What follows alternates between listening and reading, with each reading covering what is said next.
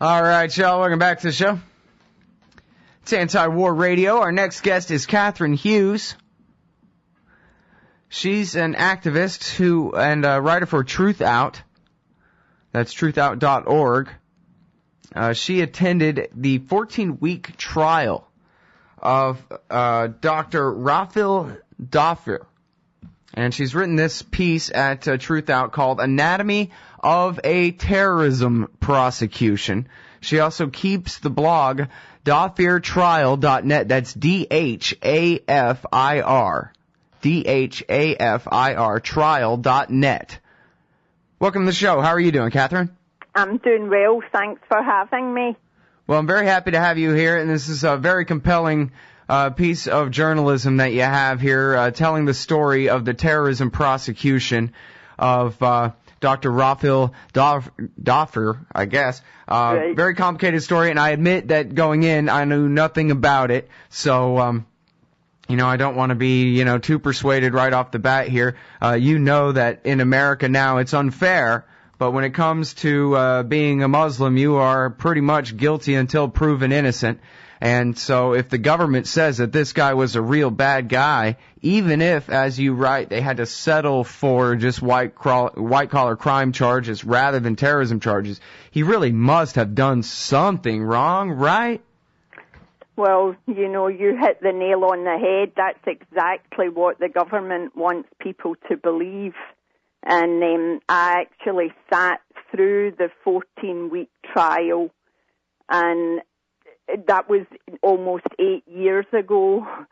And having witnessed what they did to this man, apart from, trashing him in the press, and then sentencing him to 22 years, I haven't been able to leave it. I wasn't a journalist before this case, but for the last 8 years, I've been writing articles regularly trying to let people know about this case. And the article that you mentioned that was recently published on Truth Out just before Dr. Dhafir came back to the court for resentencing, that's the article that I have been wanting to write for years, and I didn't know how to approach it. And, because it really documents exactly how the government went about prosecuting this case. And, the years they spent investigating him, he came across at trial as a man of the utmost integrity and compassion, and it's been very hard for me to see what the government was able to do to him and how people believed the government, even though there was 12 other court watchers like me. People believe the government and the newspapers, and they, want as much proof as they can, which I think they deserve, and that's really why, I feel that my article did a good job of setting out, this prosecution. The government investigated him for years, and they couldn't find anything.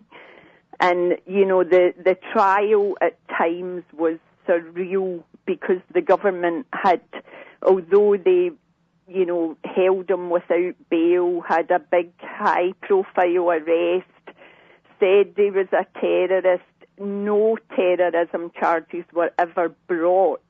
And not only that, but the government got a motion from the judge pre-trial so that couldn't be part of the trial, so that Dr. Dhafir's lawyers couldn't challenge the government's real purpose in prosecution. And I just think it's not an acceptable way to prosecute someone. Dr. Dhafir didn't get a fair hearing, and, that was all that I've always really wanted. He's He was held without bail for 19 months without trial. That meant he didn't have access to his own records. He had to see his lawyers through glass because he wouldn't submit to a strip search because of religious reasons, which meant, only 2 of his lawyers could be in the booth with him at the one time, and there was only one phone, and they had to hold documents up to the glass. And I just think, people should be able to defend themselves, and I was brought up with a really strong sense of fairness and justice, and I'm still outraged 8 years later at what I witnessed. And it's also pretty terrifying to have witnessed it, because until I attended this trial, I felt completely secure in my own civil liberties, and now I don't at all.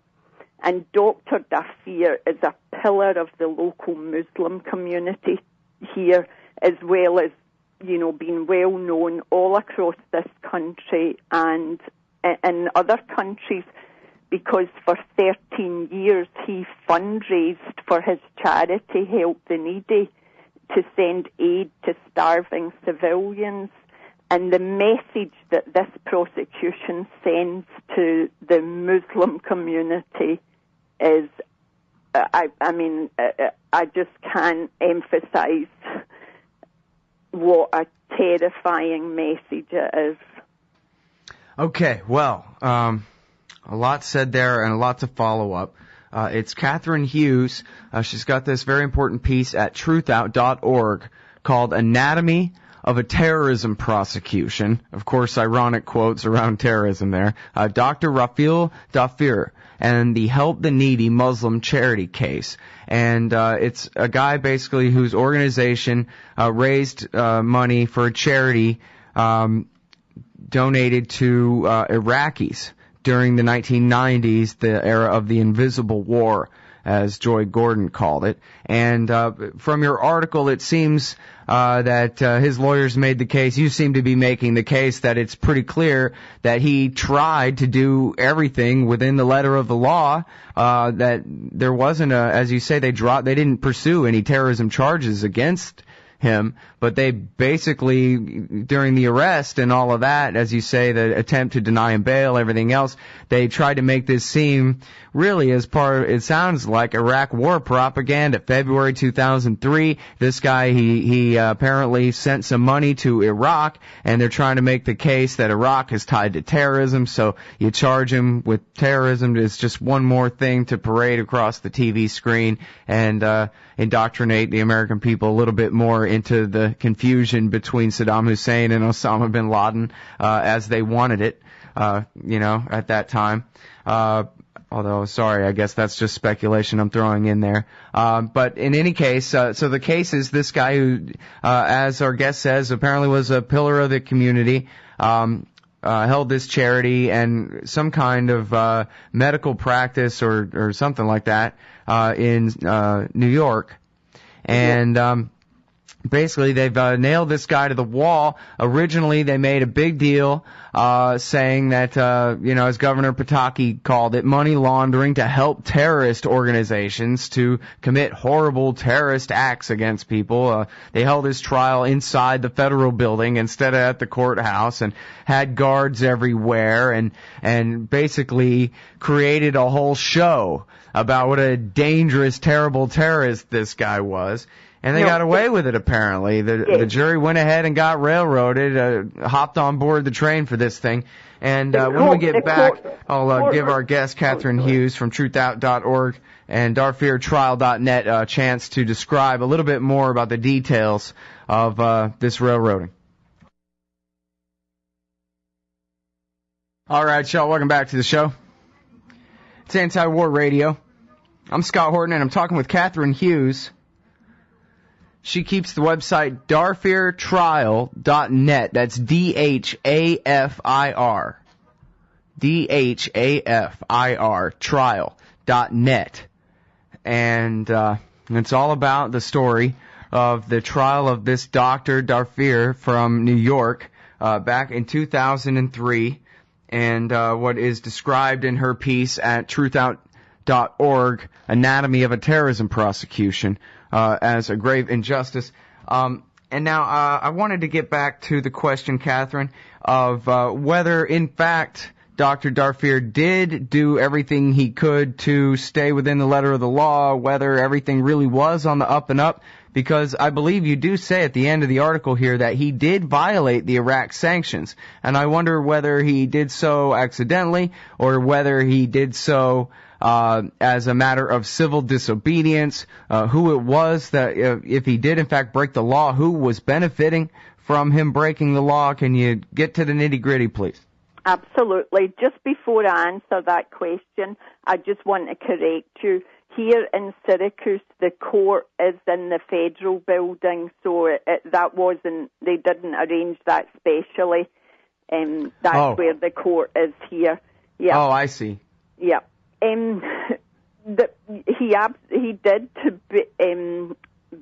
did break the sanctions, but he didn't break it in the way that people from the, Voices in the Wilderness, who are very defiant, confronting the government.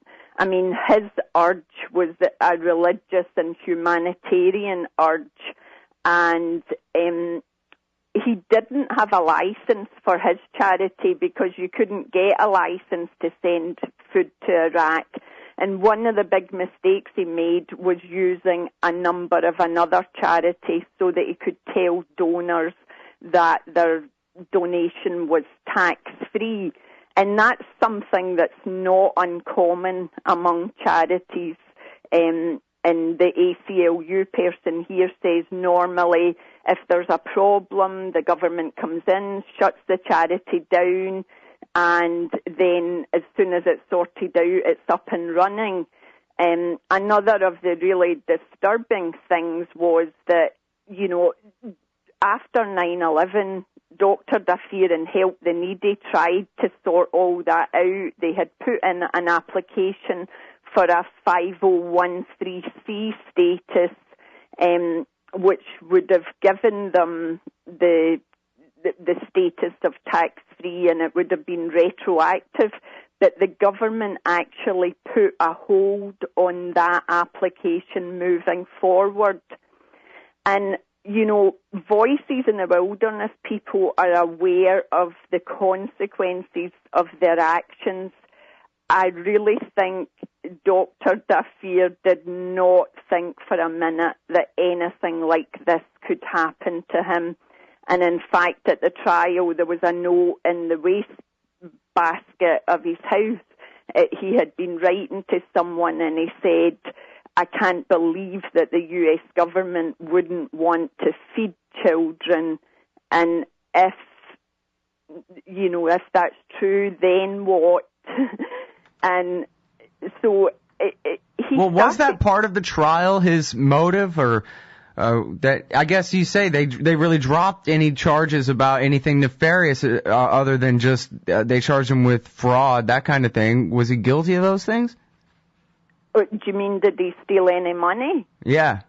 Absolutely no. I mean, he donated $1.4 million of his own money, and he's convicted of misusing $600,000 for him and his friends. I mean, the government said, they say he gave half his income to charity every year.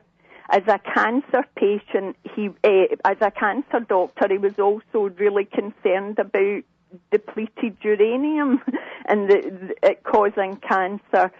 There was a person in Jordan who had been a student here in Syracuse years ago. He organised for the aid to go to overland and sea to Iraq. And, at one point, Dr. Dhafir had sent chemotherapy medicine, and at the border, because they didn't have the right papers, they wouldn't accept it. So the Help the Needy representative just had to say, take this and give it to someone. They also sent money to Dr. Dhafir's brother in Baghdad, and he would buy animals. I mean, hundreds of animals at the market. They would be ritually slaughtered and given to the needy people, especially during holidays. And that was one of the few times people got protein. I would just really urge your readers to have a look at my website. The case was made very complicated by the government by design, and that's why it's taken me 8 years to be able to write the article I did, because it's very hard to cut through. Initially, when Dr. Dhafir was arrested, he was only charged with 14 counts to do with the sanctions. When he refused to accept a plea bargain, the government just started piling on charges, and he ended up with 25 Medicaid charges. And I actually thought the government had shot themselves in the foot when they started in on the Medicare, because it was just absolutely ludicrous.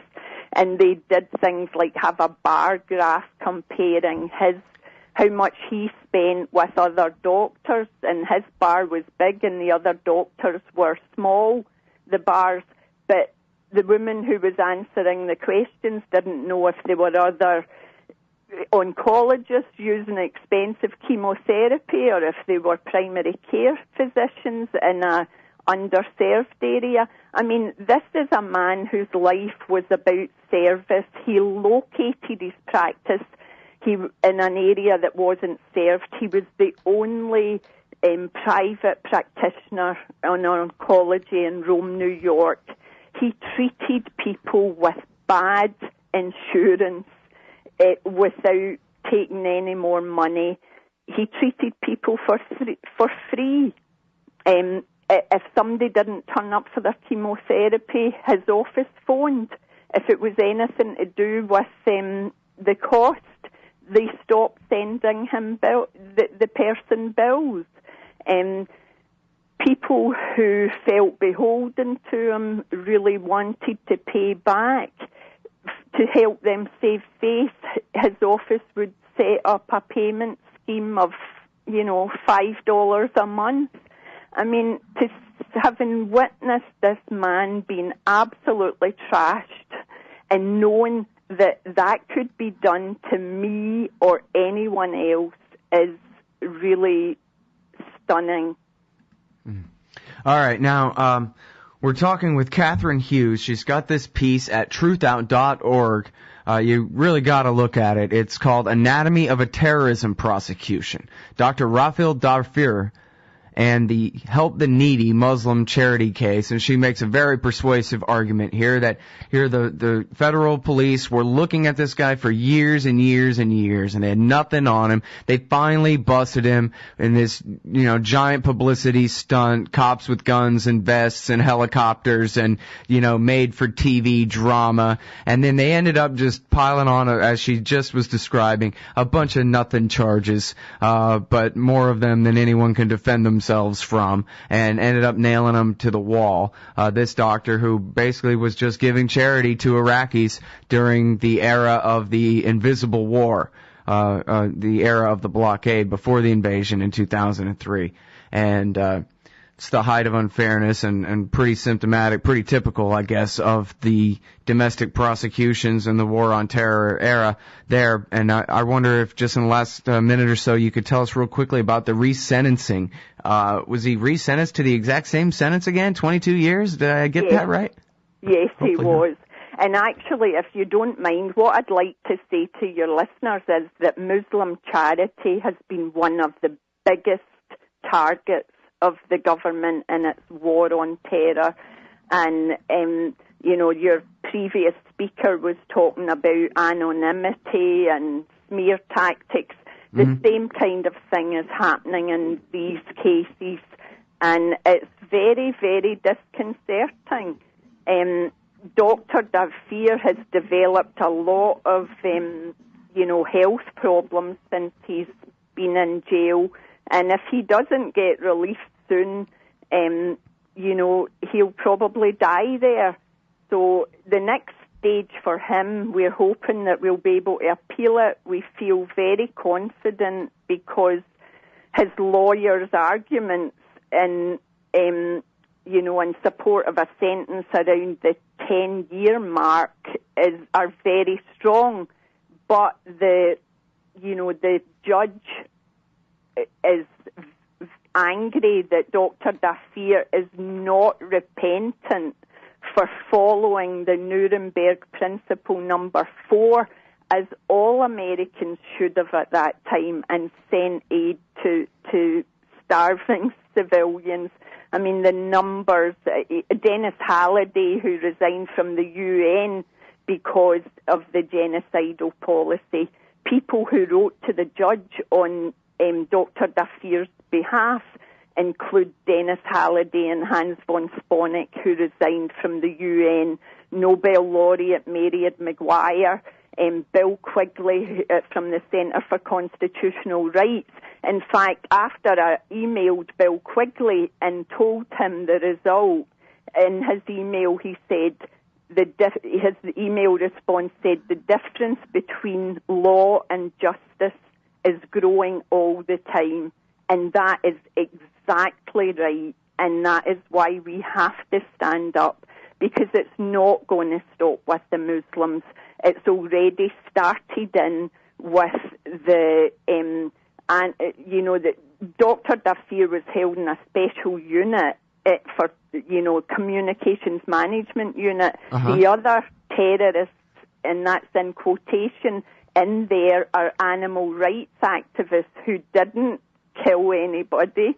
They damaged property, and now the government's going to, after anti-war activists, the next thing could be the Wall Street protesters. We have to stand up for this, and especially people who are not Muslim and Arab, who are not as vulnerable, have to stand up. 150 Muslim families were interrogated the morning of Dhafir's arrest because they had donated to the charity, which is actually an obligation for Muslims. They don't have a choice about it. And, and all these Muslim charities are getting shut. And there's only one family out of that 150 that will speak out about what happened, because they are terrified, and they're terrified with reason, and we all should be terrified. Mm-hmm. All right, now, just one quick question. We're already way over time, but I just wanted to ask you real quick. Does Dr. Dhafir have access to the ACLU, or does he have that level of representation on his side at all? Do they have a position on his case? Well, actually, it was a response to the ACLU that took me to the trial. They were looking for court watchers because, they were concerned about selective prosecution, the fact that he didn't have access to his records, and that he would, they were saying in the press that he was guilty of much more than they were charging him with. I mean, they have a concern, but the problem is the ACLU in Syracuse is one person, and there's a lot of other people who need help, and that's the problem over and over again. Well, and you know what? I'm glad that you brought that up too, because, even though we're over time, we might as well go for it, because that's such an important part of your article, I think, is that really in violation of the Fifth and Sixth Amendment protections, I guess it would be the Fifth Amendment protection, he was not allowed to confront all the accusations against him, really. There was a terrorism innuendo there. I thought of, when I read your article, I thought of the old refrain that, well, they got Al Capone on tax evasion because, well, that's okay, right? If the government has to resort to prosecuting you for one thing when we all know you're really guilty of something else, then that's fair game. And so that's what they brought into the courtroom, was this idea that this guy was some kind of dangerous Muslim Salafist jihadist like Osama bin Laden or whatever kind of thing, but then they never did prove that. They never did accuse him of that, really, but that's what he was convicted of, in essence. Yeah. And that is a big deal. That's the kind of thing that, it's very explicit in the Bill of Rights for a reason. That kind of thing, they don't get to just smear you with things that you're not actually accused of in the courtroom. Right. Well, it's an amazing piece of work. I really appreciate your effort on it. We ran it over the weekend, I think it was, at antiwar.com in our viewpoint section here. It's a very important piece. Anatomy of a Terrorism Prosecution. Dr. Rafil Dhafir and the Help the Needy Muslim Charity Case. And it's by Katherine Hughes. Her website is dhafirtrial.net. That's DHAFIR, trial.net. Thank you very much for your time on the show, Katherine. I really appreciate it. Thank you, Scott. Bye.